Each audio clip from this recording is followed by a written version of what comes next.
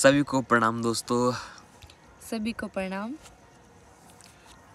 तो आज का पहला क्वेश्चन है जी शादी के बाद जी ब्रह्मचर्य का पालन कैसे कर सकते हैं। जी बहुत ही प्यारा प्रश्न है और बहुत सारे मित्रों के मन में ये प्रश्न है और इसके ऊपर हम एक प्रॉपर सीरीज भी बनाएंगे ताकि आप सबको हम अच्छे से ना एक डिटेल में इन चीज़ों को समझा सके।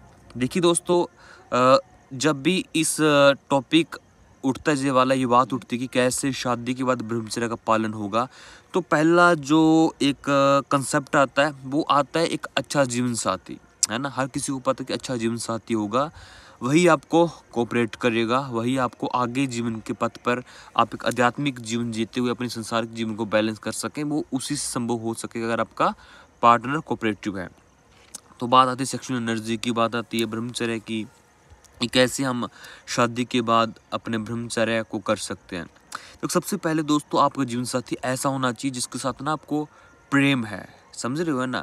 अगर आप सिर्फ एक पशु की तरह बांध ही गए हो, एक दूसरे को कोई समझ नहीं है, एक दूसरे के साथ कोई गहरी बॉन्डिंग नहीं है ना, एक प्रेम नहीं है ना, तो शादी के बाद ब्रह्मचर्य पालन नहीं हो सकेगा।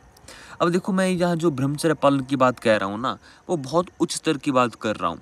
देखो एक चीज़ बताता हूँ मैं, जब प्रेम बहुत गहन होता है ना तो काम वासना बहुत छोटी हो जाती है, समझ रहे हो आप, है ना। इसका क्या मतलब है? इसका मतलब है दोस्तों, प्रेम इतना डीप हो, इतना गहरा हो ना, देखो अगर प्रेम नहीं है ना तो सिर्फ व्यक्ति काम वासना तक ही उनका रिश्ता रहेगा, समझ रहे हो। अगर प्रेम नहीं है तो रिश्ता काम वासना तक का, पत्नी पत्नी आएंगे, मिलेंगे, सेक्स करेंगे, बात खत्म, जाके सो जाएंगे, यहाँ तक रिश्ता रहेगा बस। लेकिन प्रेम होगा तो प्रेम आपको बहुत डीप तक लेके जाएगा। प्रेम में काम वासना बहुत छोटी हो जाती है, समझ रहे हो। जितना प्रेम गहरा होगा उतनी काम वासना छोटी हो जाएगी, है ना। ठीक है, काम वासना से गुजर जाओगे लेकिन प्रेम उससे बहुत गहन होगा। और एक चीज़ और बताता हूँ, जितना पति पत्नी में गहरा प्रेम होगा ना, उतना ही वो जल्दी काम वासना से मुक्त हो जाएंगे। भागना नहीं है सेक्स से, डरना नहीं है, लेकिन यह कि सच में अगर डीप प्रेम होगा तो काम वासना बहुत छोटी मालूम पड़ेगी। क्योंकि इसको ऐसे समझाता हूँ मैं, अगर आपके पास एक बच्चे के पास 2 रुपये वाली चॉकलेट है, उसको हम 200 की चॉकलेट दे दें तो उसी वक्त वो उस छोटी चॉकलेट को छोड़ देगा, बड़ी चॉकलेट को ले लेगा, है ना, क्योंकि उसका रस उसको बड़ा मालूम पड़ेगा। ऐसे दोस्तों, सेक्स में काम वासना में रस है लेकिन प्रेम में रस उससे बड़ा है, समझे। इसलिए पहला शर्त यही है, अगर आप शादी के बाद भी ब्रह्मचर्य पालन करना चाहते हो, कि जीवन साथी ऐसा ढूंढें जिसके साथ आपकी बहुत गहरी बॉन्डिंग हो, एक स्पिरिचुअल अंडरस्टैंडिंग हो, एक साइकोलॉजिकल अंडरस्टैंडिंग हो, एक दूसरे की समझ हो।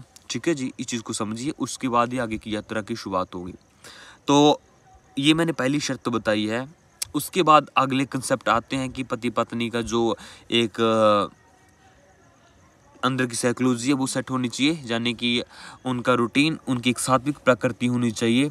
तभी नहीं तो दोस्तों देखो, तामसिक गुण बढ़ेंगे, है ना, काम बहुत बढ़ेगा, या फिर मन डिस्टर्ब होगा, इधर उधर डिप्रेशन तनाव में जाएगा, तो रिश्ते भी डामाडोल हो जाते हैं। इसलिए एक स्थिर माइंड, एक शांत माइंड बहुत जरूरी है सच में। आप देखो, फिर मैं कह रहा हूँ कि ब्रह्मचर्य का संबंध सिर्फ सेक्सुअल एनर्जी से नहीं है। ब्रह्मचर्य का संबंध है कि आपकी मेंटल पीस कितनी है ना, आप हमेशा किस चेतना में रहते हो। ब्रह्मचर्य, ब्रह्म यानी सुप्रीम एनर्जी, चर्या यानी उसमें स्थिर रहना, आचरण करना, है ना, ब्रह्म में आचरण करना। तो अगर आप डिप्रेशन तनाव में हो तो आप कहाँ से उस ब्रह्मचर्य में रह सकोगे, फिर सेक्सुअल एनर्जी का ट्रेन तो हो ही नहीं सकेगा, है ना। और इसके बाद एक तंत्रा कंसेप्ट भी आता है प्राणायाम के माध्यम से, उस वो हाई लेवल की बातें हैं, उस पर हम धीमे धीमे आएंगे आने वाली वीडियोज़ में, कि तांत्रिक सेक्स अगर आपने सुना है वो क्या चीज़ होती है ना, कैसे हम उस एनर्जी को रिटेन करके अपनी बॉडी में सर्कुलेट कर सकते हैं। और इस सेक्स में थोड़ा बता देता हूँ, तांत्रिक सेक्स में एजैकुलेशन नहीं होता है, वो एनर्जी आपकी ही बॉडी में सर्कुलेट हो जाती है। ये गहरी बातें हैं, आने वाली वीडियोज़ में इस पर भी हम बात करेंगे।